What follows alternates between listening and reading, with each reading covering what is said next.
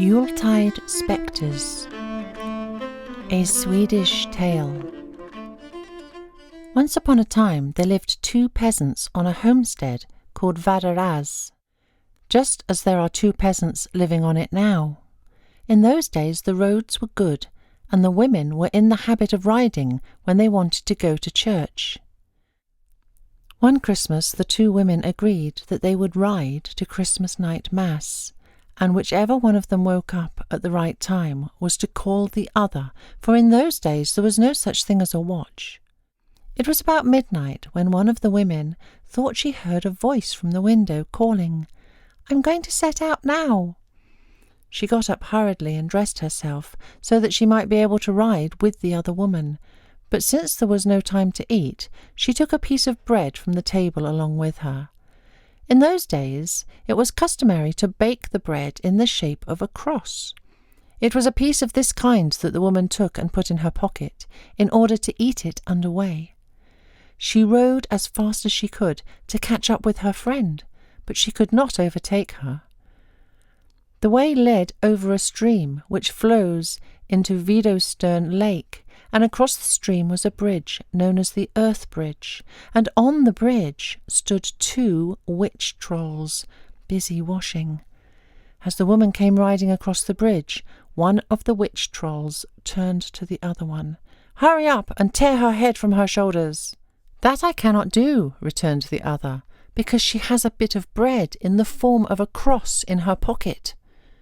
The woman, who had been unable to catch up with her neighbour, reached the church at Hanger alone. The church was full of lights, as was always the case when the Christmas Mass was said. As quickly as ever she could, the woman tied up her horse and hurriedly entered the church.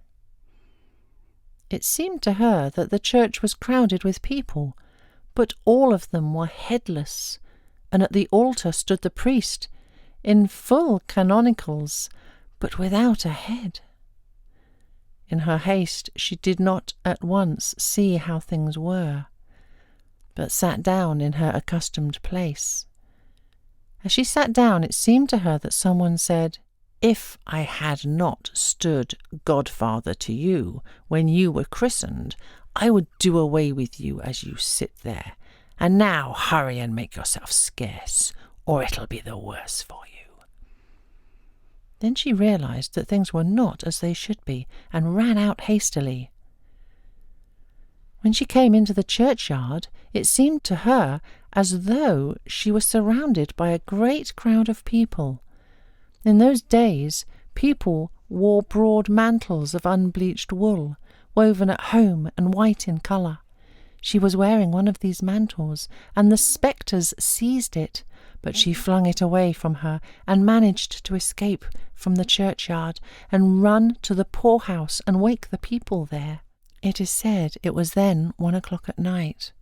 So she sat and waited for the early mass at 4 o'clock in the morning, and when the day finally dawned, they found a little piece of her mantle on every grave in the churchyard. A similar experience befell a man and his wife who lived in a hut known as Ingas, below Mosled.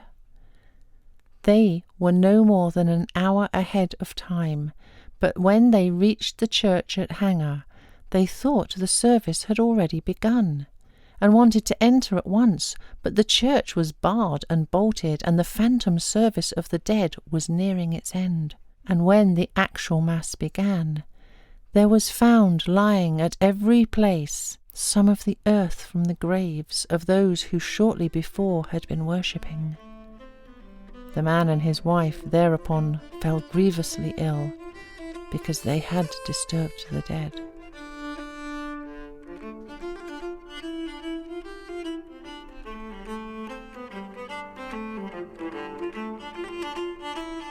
The tale of the weird service of the dead on Christmas night is common throughout Scandinavia.